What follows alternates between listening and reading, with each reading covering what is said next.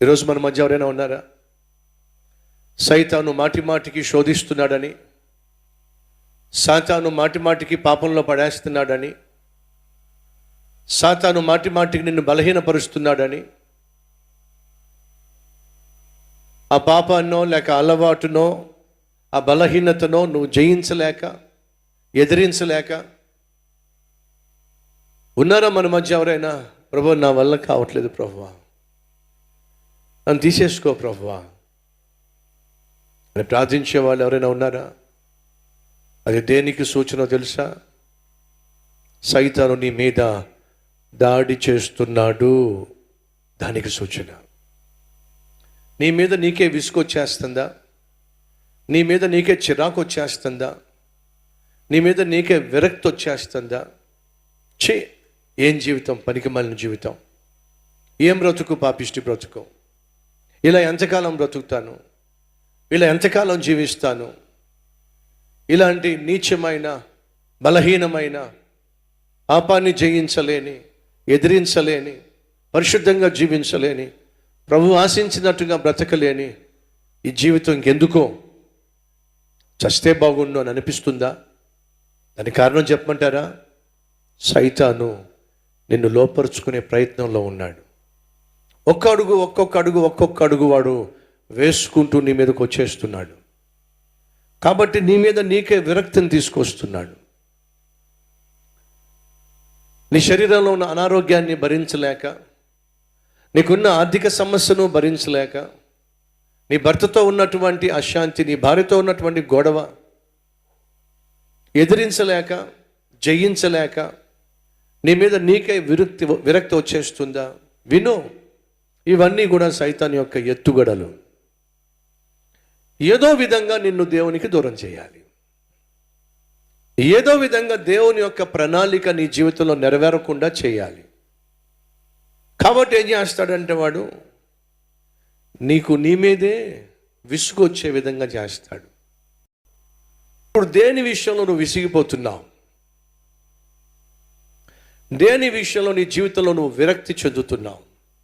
చెప్పా కదా, కొన్నిసార్లు నీ జీవితంలో ఆశించింది అందుకోలేకపోతావు, అడిగింది పొందుకోలేకపోతావు, ఆర్థికంగా చితికిపోయి ఉంటావు, ఆరోగ్య విషయంలో బలహీనమైపోయి ఉంటావు, ఇంటిలో ఉన్న భార్య వల్ల, భర్త వల్ల విసిగిపోయి ఉంటావు, కొన్ని సందర్భాల్లో బిడ్డలు తీసుకొచ్చే తొందరల వల్ల మానసికంగా కృంగిపోయి ఉంటావు. వీటన్నిటి మధ్య నీకు వచ్చే ఆలోచన ఏమిటంటే, ఇలా ఎంతకాలం ప్రభువా, ఇలా ఎంతకాలం, నా వల్ల కావటం లేదు. ఇంతకంటే బెటర్ ఏమిటంటే చచ్చిపోతే బెటర్ అనిపిస్తుంది. చచ్చిపోతే బెటర్ అనిపిస్తుంది అంటున్నారు చూసారా? అలా అనిపిస్తుంది ఎవరో తెలుసా? ఇప్పుడు మీరు చెప్పండి, ఎవరు అనిపిస్తుంది? సైతాను. అర్థమైందా?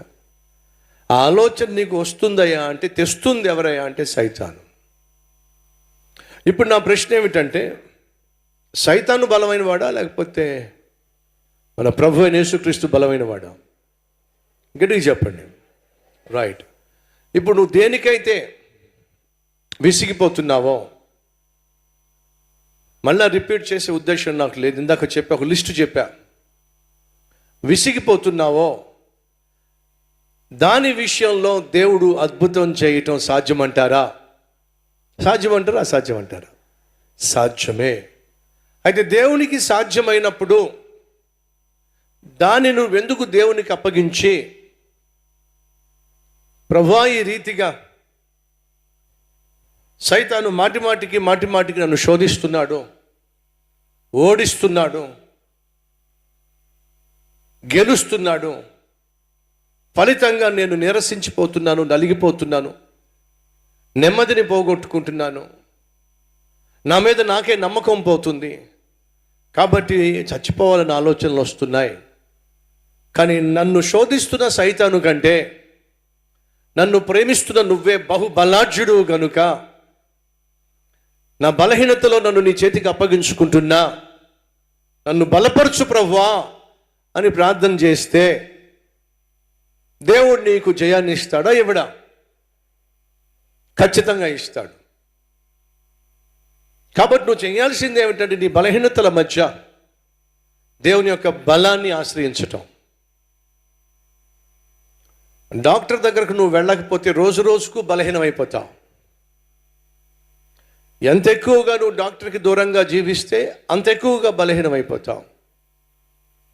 ఎంత ఎక్కువగా నువ్వు బలహీనమైతే అంత ఎక్కువగా రోగంతో నింపబడతావు. రోగం ఎంత ఎక్కువగా ముదిరిపోయినట్లయితే వైద్యం చేయటం అంత కష్టమవుతుంది. మానవ మాతృడైనటువంటి వైద్యుడు రోగి యొక్క స్థితిని, అనారోగ్య పరిస్థితిని పరిశీలించి తాను ఒక అవగాహనకు వస్తాడు. ఏమిటంటే వైద్యం చేయగలను, వైద్యము చేయలేను. వైద్యం చేయలేకపోతే ఏమంటాడంటే నా చేతుల్లో లేదండి, ఇక వైద్యం చేద్దామన్నా చేయడానికి ఏమీ లేదండి, ఇక ఆ మనిషిని అలాగే వదిలేస్తే బెటరు, ఉన్నంతకాలం ఉంటాడు, ఆ తర్వాత పోతాడు అని చెప్పి కొన్నిసార్లు డాక్టర్లు కూడా అంటారు మా చేతుల్లో ఇంకేం లేదండి, తీసుకెళ్ళిపోండి అంటారు. ఎందుకంటే ఆరోగ్యం బాగా క్షీణించిపోయింది కాబట్టి. కానీ మీకు శుభవార్త ఏమిటాయి అంటే నువ్వు ఆత్మీయంగా ఎంత క్షీణించిపోయినా, ఎంత చివరి స్థాయికి వచ్చినా, నువ్వు గనుక పరమ వైద్యుడైన ప్రభు దగ్గరకు వచ్చి యా నా పరిస్థితి ఏమీ బాలేదయ్యా, ఆత్మీయంగా పూర్తిగా క్షీణించిపోయా, పూర్తిగా బలహీనమైపోయా, సైతానుకు పూర్తిగా దాసోహం అయిపోయా, దాసిని అయిపోయా, ఇక రేపో మాపు నన్ను వాడు చంపేస్తాడు, అటువంటి పరిస్థితిలో నేను ఉన్నాను, నువ్వేమైనా చేయగలవా అని ప్రభు దగ్గరకు వస్తే, ప్రభు ఈరోజు వరకు ఎవరికైనా చెప్పాడా పరిస్థితులు చేజారిపోయినాయి నాయన, నా చేతుల్లో ఏమీ లేదు, నువ్వు బ్రతికే ఛాన్స్ లేదని చెప్పి ఇప్పటి వరకు ఎవరికైనా ప్రభు చెప్పాడా? చెప్పలా. నువ్వు ఆత్మీయంగా కావచ్చు, మానసికంగా కావచ్చు, శారీరకంగా కావచ్చు, ఆర్థికంగా కావచ్చు, కుటుంబపరంగా, ఉద్యోగపరంగా కావచ్చు, ఎంత క్షీణించిపోయినా, ఏమాత్రం ఆశలు లేకపోయినా, ఉన్న ఫలాలు నువ్వు వచ్చి ప్రభు పాదాల మీద పడినట్లయితే, పేతురు అన్నాడు నువ్వే అయినట్లయితే నన్ను కూడా నేల మీద నడుచుకొని నీ దగ్గరికి రానివ్వు అన్నట్టు ప్రభు అన్నాడు. ఉరుగా పనికి మన కోరికలు నువ్వును, నేను దేవుణ్ణి కాబట్టి నేల మీద నడిచా, నువ్వు నడుస్తావా, అంత గొప్పడువా అనలేదండి, రా అన్నాడు. ఎప్పుడైతే దేవుడు రమ్మన్నాడో పేతురు సముద్రం మధ్యలో పడవలోంచి కాలు తీసి నీళ్ళలో నడుచుకుంటూ వచ్చేస్తున్నాడు. ప్రపంచంలో ఒక మనిషి నీళ్ళ మీద నడిచిన వాడు ఎవడైనా ఉన్నాడు అంటే ఎవరు తెలుసు మీకు? పేతురు. అలా నీళ్ళ మీద నడుచుకుంటూ వచ్చిన పేతురు సడన్గా యేసును చూస్తూ ఉన్నంత వరకు నీళ్ళ మీద నడిచాడు. ఎప్పుడైతే అలలు ఒక్కసారిగా ఎగసి పడినాయో, గాలి వీసిందో, యేసును చూడడం మానేసి అలలను చూశాడు. ఎప్పుడైతే అలలను చూశాడో ఏమైపోయాడు చెప్పండి? మునిగిపోయాడు. మునిగిపోతూ ఏమన్నాడు? ప్రభువా నేను నశించిపోతున్నాను అని అరిచాడో లేదో, యేసు ఏం చేశాడు? తన చేయి చాచి అడుగుతున్నా, ఒక్క 20 సెకండ్లు యేసయ్య ఆలస్యం చేస్తే, 20 సెకండ్లు 10 సెకండ్లు ఆలస్యం చేస్తే మన పేతురు బెదరు ఏమయ్యేవాడు చెప్పండి? గుటుక్కుమనేవాడు. చేయి చాపాడండి. యేసయ్య చేయి చూపించే లోపట పట్టుకోకపోతే ఏమయ్యేవాడు పేతురు? నీళ్ళల్లో మునిగిపోడు ఎంతసేపు చెప్పండి? ప్రభువా చచ్చిపోతున్నా అని చేయి చూపించాడు. ఆ చేయి చూపించిన మరు క్షణంలోనే యేసు తన చేయి చాచి పేతురుని ఏం చేశాడు? చచ్చిపోతున్నా అన్న పేతురుని పట్టుకుని లేపేశాడు. ఎంతసేపు పట్టింది యేసయ్యకు అతన్ని లేపడం చెప్పండి? క్షణం. అదే చెప్తున్నా, నువ్వు ఎంతగా ఆత్మీయంగా క్షీణించిపోయినా, గడిచిన సంవత్సరంలో ఎంతగా బలహీనమైపోయినా, ప్రభు దగ్గరకు వచ్చి ప్రభువా నేను నశించిపోతున్నానయ్యా అని నువ్వు ఆయన వైపుకు నీ చెయ్యి అందిస్తే క్షణంలో దేవుడు ఏం చేస్తాడు? నువ్వు పడి ఉన్న స్థితిలో నుంచి లేపేస్తాడు. కాబట్టి సంగమా, ఈ అద్భుతమైన సత్యాన్ని ఎప్పుడు మర్చిపోకండి. మాటి మాటికి శోధించటము ఇది సైతాన్ యొక్క తత్వం. అనుదినము ఆమె మాటల చేత సంసోనును విసిగించినప్పుడు ఏమాత్రం బుద్ధున్నా సంసోను చేయాల్సిందేదో తెలుసా? ప్రభా, నా వల్ల కావట్లేదయ్యా, తప్పటడుగు వేశాను, తప్పు చేశాను, తప్పుడు మనిషి దగ్గరికి వచ్చేసాను. ఇప్పుడు ఈ మనిషి నన్ను బహుగా శోధిస్తుంది, చచ్చిపోవాలనిపిస్తుంది. కానీ నువ్వు తలుచుకుంటే నన్ను బ్రతికించగలవు, నీ కోసం బ్రతికేలాగా చేయగలవు. చిన్న ప్రార్థన చేసి ఉంటే సంసోన్ యొక్క లైఫ్ చాలా డిఫరెంట్గా ఉండేది. చచ్చిపోతే బెటరు అనే ఆలోచనకు వచ్చేసాడు. కారణం ఏమిటంటే అనుదినము ఆమె మాటల చేత విసిగించింది కాబట్టి. జాగ్రత్త అమ్మ సహోదరిలో, మాటి మాటికి అనుదినము నీ భర్త నిన్ను విసిగించవచ్చు మాటలతో. అలాగే సహోదరులో, నీ భార్య నిన్ను విసిగించవచ్చు మాటలతో. ఉద్యోగం చేసే చోట నీ పై వాళ్ళు విసిగించవచ్చు, పక్క వాళ్ళు విసిగించవచ్చు మాటలతో. ఈ విసుగును ఎదుర్కోలేక అత్త విసిగించవచ్చు, కోడలు విసిగించవచ్చు, అల్లుడు విసిగించవచ్చు, మామ విసిగించవచ్చు, కొన్ని సందర్భాల్లో బిడ్డలు కూడా విసిగించవచ్చు. విసిగిపోయి ఇంకెందుకు వచ్చింది బ్రతుకు, చచ్చిపోదామంటారా? లేకపోతే ప్రతి విసుగు నుండి విడిపించి నీ ప్రార్థనకు జవాబిచ్చే దేవుని పాదాల సన్నిధికి వెళ్ళి విజయం సాధిద్దామంటారా? ఏం చేద్దాం? మాట్లాడరే. అది ఇక్కడికి ఎందుకు వచ్చావయ్యా అంటే ఉత్తి పుణ్యం రాలా. ఎందుకు వచ్చామని చెప్పండి? నెహెమ్యాను చంపాలి అని వాళ్ళు ఒక్కసారి కాదు కబురు పెట్టింది, 4 సార్లు కబుర్లు పెట్టారు. నీతో మాట్లాడాలయ్యా, పలానా చోటికి రా అన్నప్పుడు పరుగును వెళ్ళలా. సహోదరులో, సైతాను నిన్ను శోధించటానికి రకరకాల ఇన్విటేషన్స్ పంపిస్తాడు. ఉద్యోగం చేసే చోట, చదువుకుంటున్న చోట, నివసిస్తున్న చోట. దయచేసి వినండి. ఆ రోజు నెహెమ్యాను చంపాలని ప్రయత్నం చేసి పలానా చోటికి రా అని అంటే ఏది నెహెమ్యాను కాపాడిందో తెలుసా మీకు? నెహెమ్యాకు దేవుడిచ్చిన పనే. ఏది కాపాడింది? నెహెమ్యాకు దేవుడిచ్చిన పని నెహెమ్యా ప్రాణాన్ని కాపాడింది. ఎందుకని? నెహెమ్యా అంటున్నాడు, ఏమన్నాడు చూడండి. వారు మాటి మాటికి వర్తమానము పంపిరి, అందుకు నేను చేయు పని గొప్పది, దానిని విడిచి మీ యొద్దకు వచ్చుటకై నేనెందుకు పని ఆపాలి? పరిచర్య చేస్తున్న వాళ్ళు,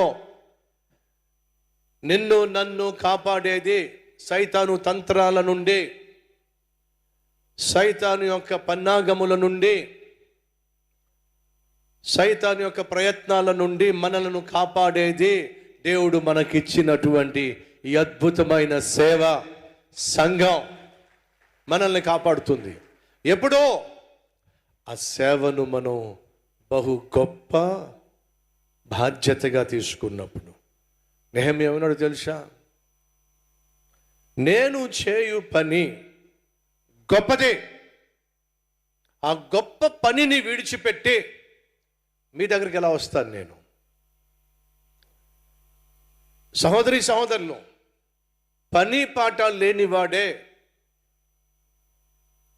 సాధారణంగా సైతానుకు ఈజీగా లొంగిపోతాడు.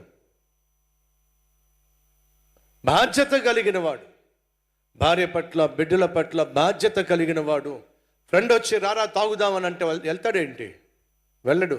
రే నీకేంట్రా పెళ్ళి పెటాకులు ఏం లేవు, నాకు భార్య ఉంది, 4 పిల్లలు ఉన్నారు, వాళ్ళని పోషించాల్సిన బాధ్యత నాకుంది. నీలాగా నేను తిరిగానంటే నా భార్య సంగతి ఏమిటి, నా బిడ్డల సంగతి ఏమిటి, వాళ్ళ భవిష్యత్తు సంగతి ఏమిటి, పోరా పో అంటాడు. ఎప్పుడు? తన కుటుంబము గొప్పది, భర్తగా తన బాధ్యత గొప్పది, భార్యగా తన బాధ్యత గొప్పది, సేవకుడిగా సేవకురాలుగా ఇవ్వబడిన బాధ్యత గొప్పది అని భావించిన వాళ్ళు ఎక్కడ పడితే అక్కడ తిరగడానికి ఉండదు. సైతాను ఏ విధంగా శోధిస్తే ఆ విధంగా శోధనకు లొంగిపోవడం సులభం కాదు.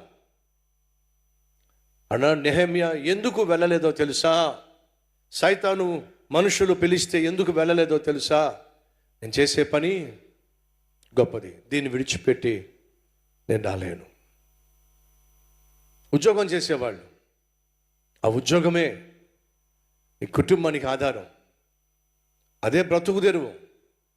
ఆ ఉద్యోగాన్ని బాధ్యతగా భావించండి. అడ్డమైన చోట్లకు వెళ్ళే అవకాశం ఉండదు. చదువుకుంటున్న వాళ్ళు, చదువు నీకు భవిష్యత్తునిస్తుంది, బాధ్యతగా భావించండి. అడ్డమైన తిరుగులు తిరగడం సాధ్యం కాదు. పరిచర్య చేసేవాళ్ళు, పరిచర్య దేవుడిచ్చాడు, ఇది గొప్ప పని అని బాధ్యతగా భావించండి. అప్పుడు నిర్లక్ష్యంగా జీవించే, ఎక్కడ పడితే అక్కడ తిరిగే ఛాన్స్ ఉండదు. అన్నాడు నెహెమ్యాను కాపాడింది ఏంటో తెలుసా? తాను కలిగి ఉన్న గొప్ప పని నెహెమ్యాను కాపాడింది.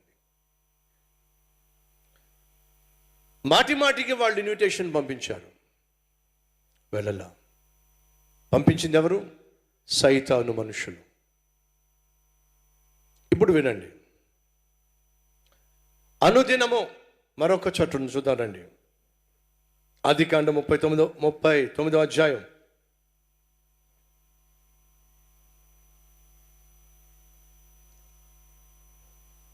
39వ అధ్యాయం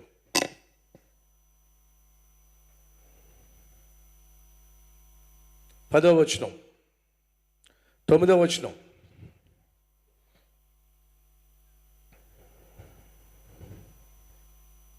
తొమ్మిది, 39వ అధ్యాయం 9.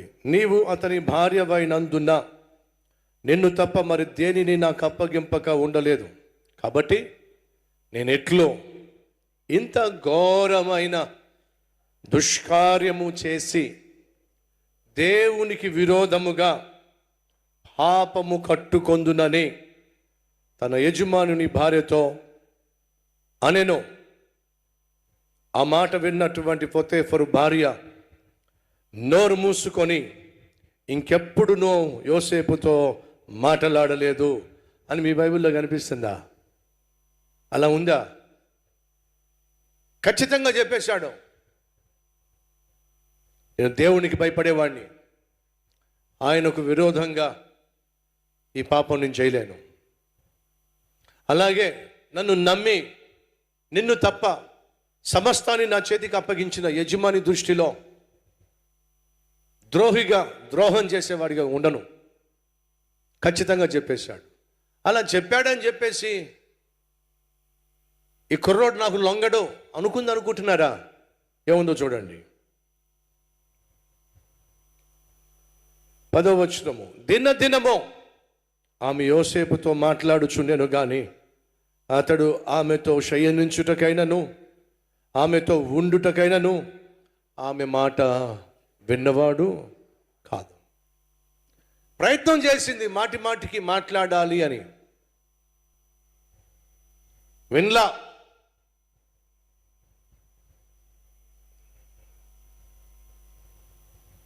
యోసేపు ఆమె మాట్లాడాలని ప్రయత్నం చేసినప్పుడు కనీసం నిలబడే ప్రయత్నం చేయలా, ఆమెతో మాట్లాడే ప్రయత్నం చేయలా. ఎందుకని? దేవుని పట్ల ఉన్న భయము, భక్తి. యెహోవా యందలి భయభక్తులు గలవాడు చెడుతనమును విసర్జిస్తాడు. ఉద్యోగం చేసే చోట, పనిచేస్తున్న చోట, నివసిస్తున్న చోట, చదువుకుంటున్న చోట ఇలాంటి పాపిష్టి వాళ్ళు ఉంటారు. అనుదినము ప్రపోజ్ చేస్తూ ఉంటారు, అనుదినము కొంటి చూపులు చూస్తూ ఉంటారు. అనుదినము సకిలించే ప్రయత్నం చేస్తాడు. కానీ యోసేపు అవన్నీ ప్రయత్నాలు చేసినా, ఎంతకాలం ప్రయత్నం చేసినా ఒక్కరోజు కూడా ఛాన్స్ ఇవ్వలేదు. కారణం తెలుసా? తాను కలిగి ఉన్న బాధ్యత పట్ల నమ్మకం. ఆ యజమాని నన్ను నమ్మి ఈ ఇల్లంతా నా చేతిలో పెట్టినప్పుడు ఆయనకి ఎలా ద్రోహం చేస్తాను? అదే సమయంలో దేవుడు నాకు తోడుగా ఉన్నాడు. తోడుగా ఉన్న దేవుని ఎదుట ఇలాంటి తప్పు నేను ఎలా చేస్తాను అనగా అర్థం చేసుకోండి. యోసేపును అనుదినము సైతాను శోధించిన లొంగల, నెహెమ్యాను శత్రువులు మాటిమాటికి శోధించి ప్రయత్నం చేసిన లొంగల, ఒక్కడే లొంగిపోయాడండి. ఎవరు చెప్పండి? సంసోను. ఆమె మాటిమాటికి శోధిస్తున్నప్పుడు చచ్చిపోవాలనుకున్నాడే తప్ప, చిచ్చే దీన్ని విడిచిపెట్టి ప్రభు పాదాలు పట్టుకొని ఇక నుంచి అయినా ప్రభు కోసం జీవించాలి అని వెళ్ళి ప్రభు పాదాలు పట్టుకుంటే బాగుండేది. పట్టుకోవాలా? సో అర్థం చేసుకోవాల్సింది ఏంటంటే, దేవునితో సత్సంబంధము కలిగిన వాళ్ళు సైతాను ఎన్ని విధాలుగా శోధించినప్పటికీ కూడా వాళ్ళ జీవితంలో ఖచ్చితంగా జయించి తీరుతారు. వింటున్నారా? ఖచ్చితంగా జయించి తీరుతారు. ఎందుకని? నెంబర్ 1, వారు కలిగి ఉన్న బాధ్యత విలువైంది. వారు చేస్తున్న పని పరిచర్య విలువైంది అని ఎవరైతే గ్రహిస్తారో, గుర్తిస్తారో, వాళ్ళు ఖచ్చితంగా దేవుణ్ణి ఘనపరుస్తారో. నెహెమ్యా, నేను చేసే పని చాలా గొప్పది. మీతో సమయం గడపడానికైనా, మీ దగ్గరకు వచ్చి టైంపాస్ చేయడానికైనా, ముచ్చట్లు పెట్టుకోవడానికైనా నా దగ్గర టైం లేదు. కారణం, నా జీవితం విలువైంది. దేవుడు నాకు ఇచ్చినటువంటి బాధ్యత విలువైంది.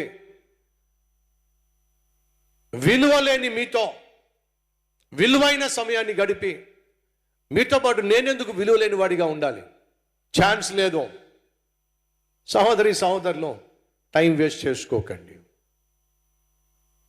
దినములు చెడ్డవి గనుక అజ్ఞానుల వలె కాక జ్ఞానము కలిగిన వారై, చెప్పండి, నక్షత్రమును పోలిన వారై సమయమును సద్వినియోగపరచుకోండి.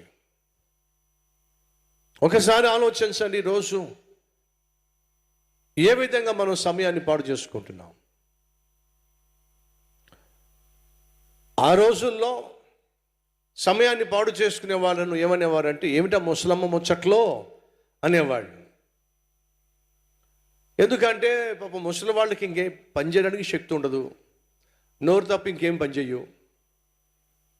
కాబట్టి మాట్లాడుకుంటూ ఉంటారు, ముచ్చట్లు చెప్పుకుంటూ ఉంటారు. ఇప్పుడు కాలం మారిపోయింది. ముసలమ్మ ముచ్చట్లు అనే దానికి బదులుగా సెల్ ఫోన్ ముచ్చట్లని పెట్టాలి. ఒకవేళ ఈ రోజుల్లో బైబిల్ రాయాల్సి వస్తే అదే వచ్చేది. అక్కడికి ఏమని వచ్చేది? మొబైల్ ముచ్చట్లు అని చెప్పి. ఒక్కసారి ఆలోచించండి, సగటు రోజుకు ఎంతసేపు నువ్వు సెల్ ఫోన్ మీద ఉంటున్నావు ఆలోచించు. బైబిల్ సెలవిస్తుంది, దినములు చెడ్డవి గనుక అజ్ఞానుల వలె కాక జ్ఞానుల వలె. జ్ఞానులు ఏం చేశారండి?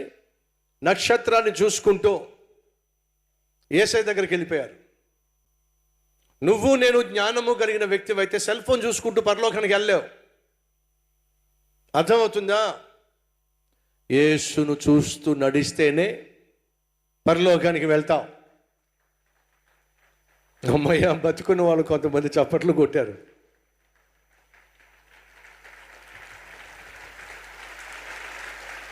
ఎంత రోషం వచ్చిందో తెలిసేదా మీకు? ఏమొచ్చింది? రోషం. మేము బతుకులేమా? సమయాన్ని సద్వినియోగపరచుకోండి. ఈ నూతన సంవత్సరంలో ఖచ్చితంగా సమయాన్ని సద్వినియోగపరచుకోండి. వేస్ట్ చేసుకోకండి. నెహెమ్యా 52 రోజుల్లో తనకివ్వబడిన పనిని పూర్తి చేశాడు. కారణం తెలుసా? టైం వేస్ట్ చేయలా.